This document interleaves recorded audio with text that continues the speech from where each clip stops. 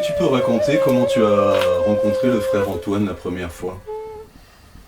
La première fois, je suis venu avec un ami qui m'a accompagné jusqu'ici. C'est un moment que je voulais le voir et la première rencontre a été forte aussi, mais il y avait du monde à l'intérieur. Il y avait Salomon d'ailleurs qui était là, il y avait Rachel, il y avait quelques amis à lui qui sont pas toujours là. Voilà, c'était assez bref. Et tu es retourné le voir après à la grotte d'autres fois? Non, j'ai vu qu'une fois dans sa grotte en fait. D'accord. Je suis revenu des années plus tard et il était plus là. Il était à l'EHPAD. Donc en fait, la deuxième visite, c'était à l'EHPAD. Mais cette visite, la première, avait été suffisamment forte pour que tu aies envie de te dire, bah tiens, je vais aller le voir à l'EHPAD. Ouais. Mais disons qu'entre-temps, j'ai un peu changé de vie et j'ai choisi de...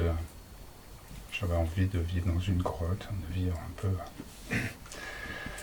Cette vie un peu plus détachée de la société. Et donc le frère Antoine était vraiment là, en France la personne idéale à rencontrer pour avoir un peu des conseils. Ouais, pour être un petit peu, voir ce que ça donnait, avoir un petit peu des conseils d'un ancien. Quelqu'un qui l'a vraiment vécu, parce qu'il n'y a pas grand monde finalement, hein, surtout en France, qui a ce parcours-là. Donc, voilà. Et toi, tu étais à Marseille à ce moment-là? Ben, j'avais quitté Marseille depuis quelques mois déjà. D'accord. J'étais en train de chercher ma grotte. Mais à la base, tu es plutôt quelqu'un de la ville? Non, Non? à la base, je suis quelqu'un de la campagne. Non. De la Je campagne? suis né à la campagne. J'étais à la ville quand après mon bac. D'accord. Et j'ai passé longtemps, j'ai passé 20 ans en ville, parce qu'après j'ai eu ma fille là-bas. 20 ans à Marseille? 20 ans à Marseille, ouais. Quelques années à D'accord. Paris et 20 ans à Marseille, ouais. Mais pour Ok. ma fille, en fait, c'est pas trop mon élément, la ville. Mhm. Mais voilà, ma fille était là-bas, j'avais pas envie de m'en éloigner. J'ai attendu qu'elle aussi, elle quitte Marseille, après. Ok. Et la rencontre avec le frère Antoine, le moment où il te propose de venir t'installer dans la grotte, ça se passe comment? Eh bien, donc, moi, je suis parti déjà depuis 4 ou 5 mois de Marseille, hein, à chercher, à tourner dans le sud de la France pour trouver un petit endroit, une petite retraite comme ça. Une petite grotte tranquille, vraiment, je voulais une grotte, quoi. Pourquoi Et en fait, je suis revenu ici plus pour laisser ma voiture, voir mes parents, parce que moi, je suis un peu près de la région. Mes parents avaient déménagé sur la Côte d'Azur bien avant. Et je me suis dit que de passer voir le frère Antoine avant de partir faire mon ascèse, là, c'était vraiment la personne à rencontrer. Et quand je suis venu ici, il n'y était plus, donc je l'ai retrouvé à l'EHPAD. Et là, c'est lui qui m'a proposé de venir ici. J'avoue que j'étais pas du tout motivé au début pour habiter dans la grotte de Frère Antoine, pour de multiples raisons.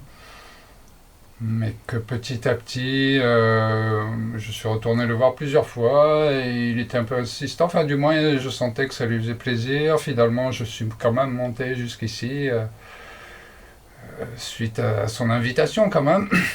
Et puis, je me suis dit que bon, bah, c'était quand même un endroit merveilleux, malgré toutes les visites et tout ce qui me retenait d'y venir, quoi. Et puis le fait qu'elle ait une histoire, qui ait tout un passé avec Frère Antoine, voilà, une image déjà qui m'attirait pas du tout. Donc voilà, je suis finalement monté à la grotte le 12 août 2018.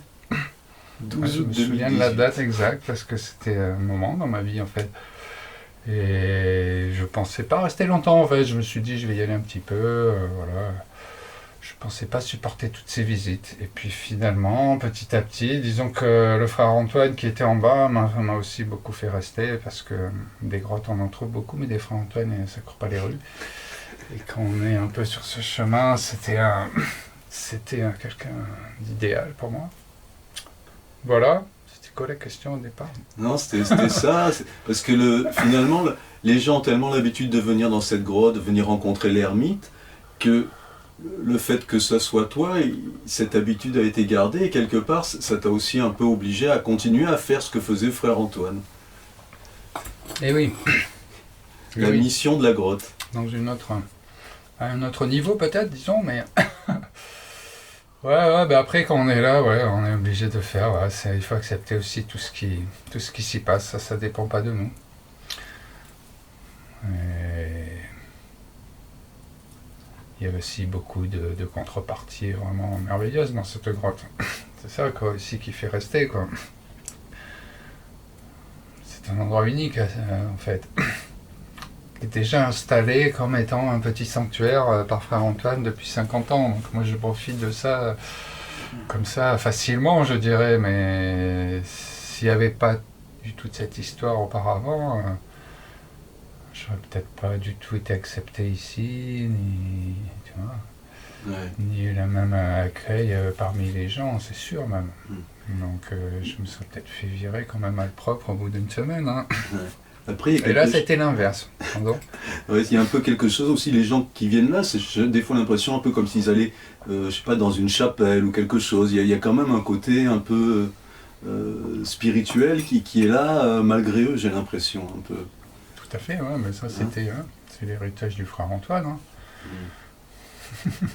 Et malgré moi, ça a gardé un certain côté sacré, ce petit endroit. Voilà, c'est ça, un côté sacré, ouais. Et tu as, comme le frère Antoine, tu as ce lien avec l'Inde. Lui, il disait, en fait, j'ai été projeté là-bas et ça a changé beaucoup de choses dans sa vie, dans la façon de voir la spiritualité, lui qui était moine catholique. Et toi, en fait, ton premier voyage en Inde, ça a été comment ? Eh ben, mon premier voyage en Inde, ça a été pareil, hein, un changement dans ma vie, une découverte d'un nouveau monde. Voilà, ça m'a ouvert à la spiritualité en fait, en gros quoi.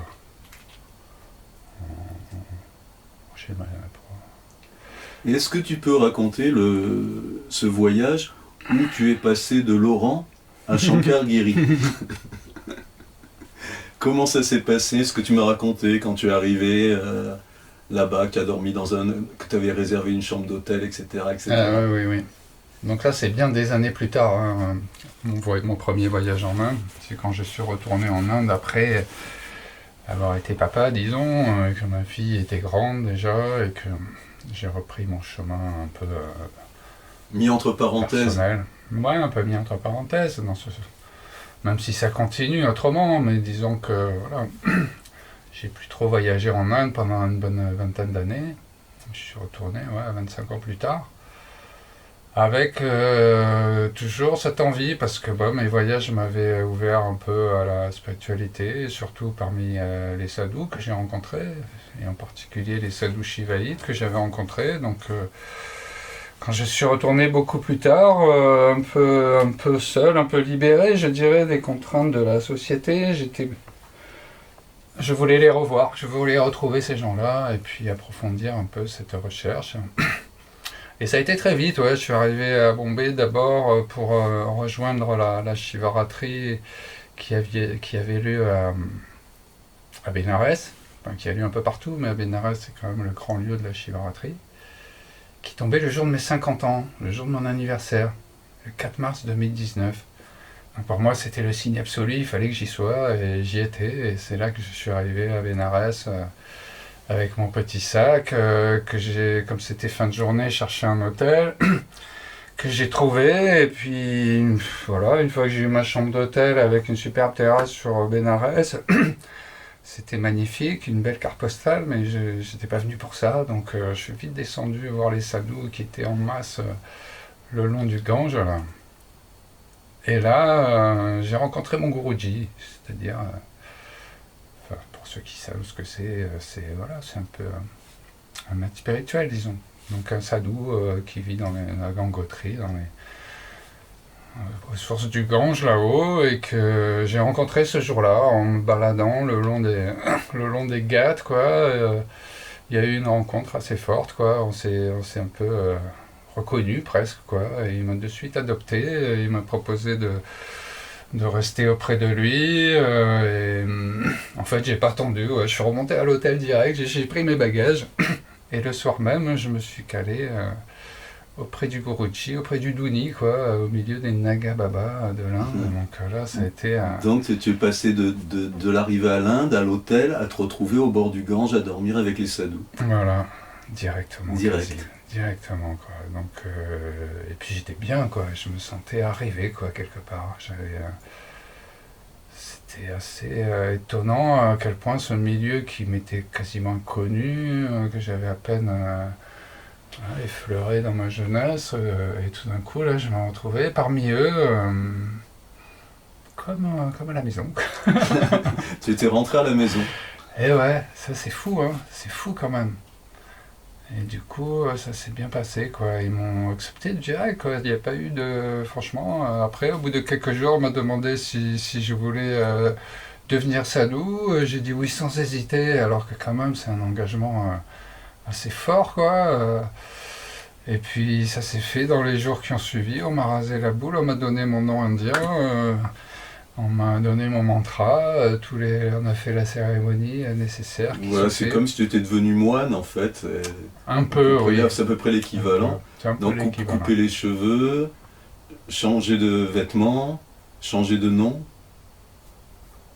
Une nouvelle naissance. Et puis voilà, accepter tout ce qui va avec, hein, même si c'est pas facile et que je dirais que je suis pas parfait encore et que on devient aussi sadhu même une fois qu'on a été initié, parce qu'il y a les vieux sages, les vieux swamis qui ont atteint vraiment la sagesse, on dira, et puis tous les autres qui prennent ce chemin. Mais déjà c'est un engagement quand on est dans le...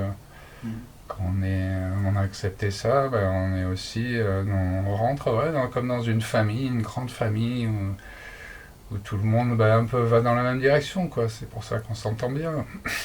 Et comment tu te sentais pendant la cérémonie ? Bah bien, la cérémonie chez les Nagas, enfin, tu sais, c'est très dépouillé, hein. Il y en a qui en font des tonnes, mais chez les Nagas... Mais par rapport au fait de ce que ça a enclenché, quoi, tu vois ? J'étais bien, il n'y avait pas de... Non, je sais pas comment dire, j'étais... J'ai l'impression que tout ça s'est fait presque naturellement, sans trop de volonté, tu vois. J'ai plus accepté ce qui s'offrait à moi. Donc, il n'y a pas eu de, tu vois... mais je savais bien ce que c'était en même temps, hein, depuis tout ce temps que j'avais quand même un peu étudié, tout ça. Et ça s'est fait très naturellement, au contraire, avec joie. Après, voilà, c'est un engagement. C'est plus peut-être le seul truc qui me travaillait, c'est est-ce que je vais pouvoir tenir tous ces vœux.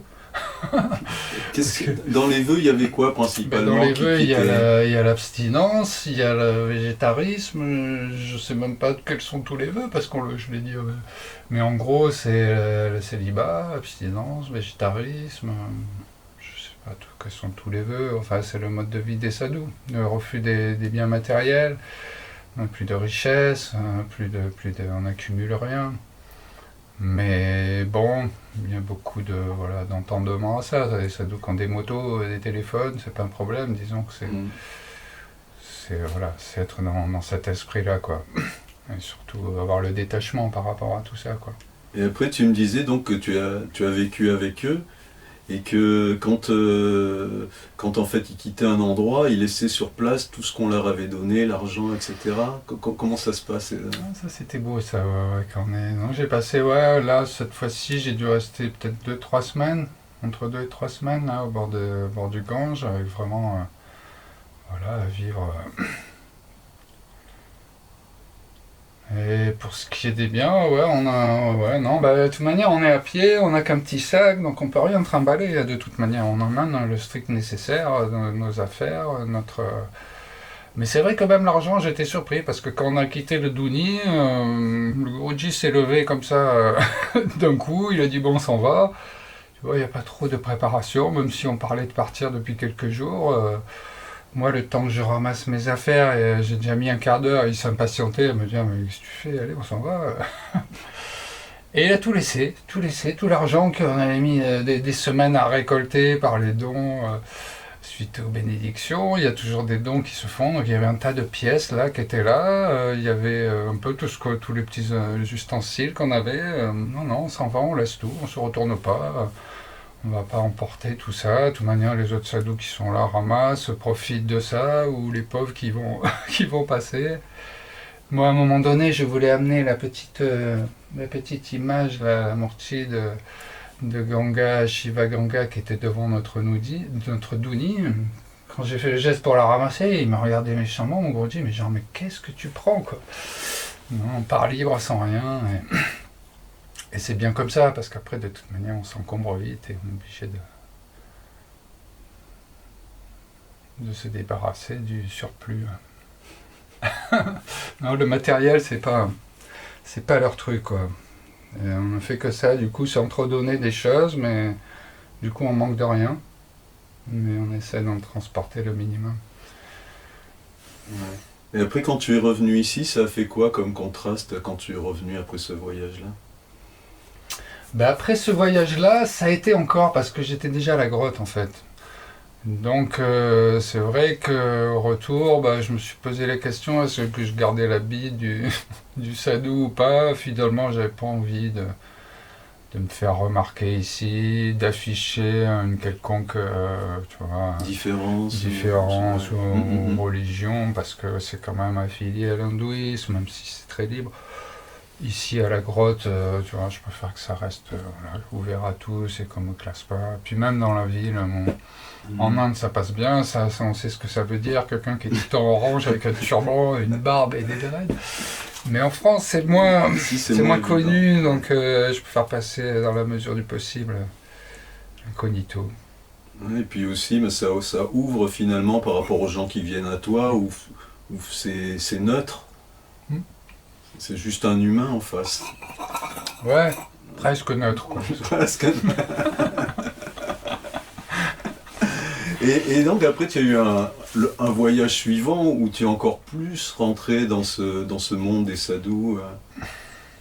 C'est vrai, ouais. Le voyage d'après, je suis arrivé, j'étais déjà sadhu, donc je me suis vite changé à l'arrivée à Delhi. Dans une petite douche là sur la gare, genre Superman, tu sais, tu rentres dans la cabine puis tu ressors.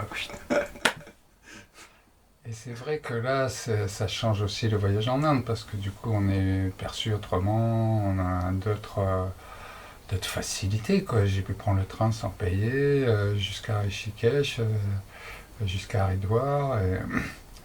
Et là, du coup, j'essayais je me lançais dans cette vie que j'avais à peine goûté un petit mois ou deux. La vie de sadhu en Inde, qui est particulière, quoi, qui est vraiment... Donc je suis arrivé pieds nus à Haridwar, j'ai marché le long du Gange, j'ai trouvé un premier sadhu qui m'a hébergé pour la nuit, avec qui j'ai sympathisé, mais qui n'était pas, on a peu plus d'affinité, donc j'ai continué les gâtes. Et là j'ai retrouvé Shivraj Giri, qui est un vieux yogi que j'avais rencontré à l'époque à Bénarès, qui m'a accueilli du coup dans son kuti, dans son lieu, où il y avait déjà quelques sadhus qui vivaient là.